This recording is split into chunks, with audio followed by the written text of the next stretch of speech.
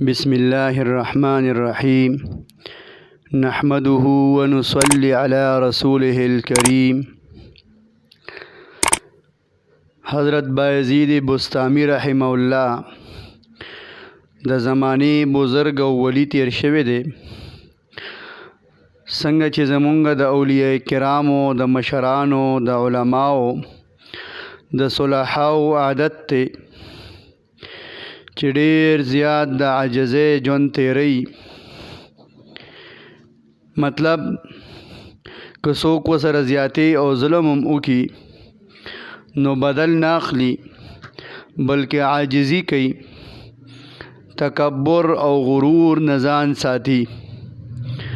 دکرنګې حضرت بایزید بستامی رحمه الله یو ورځ د اختر سحر دی، د اختر ورځ ده، غسل یې وکړو، ښکلې ځان یې صفا کړ، صفا سوتره راووته.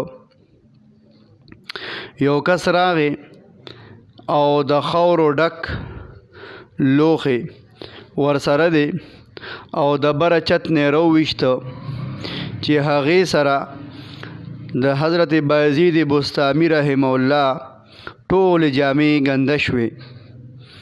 د هغه په دې حرکت باندې هغه ته به څونه تکلیف شوي، خو هغه په خپلو لاسونو باندې خپلې جامې وڅنډلې، کپړې یې پاکې کړې او خپل نفس ته مخاطب کیږي، وی ای نفسه ته خو د اور قابل یې، په خاورو باندې څه له غوسه کیږي. مطلب دا عاجزي کوي، نفس له چې کوم دی نو رګړه ورکوي. هغه بزرگان اولیاء کرام هغوی به هغه کار نه کو کوم به چې نفس غوښته، یعنی نفس له غوسه ورله، نفس او شیطان او زړه وی چې له ده نه اوس بدل واله، ده ته غوسه شه، ده ته کنځل وینا وکړه.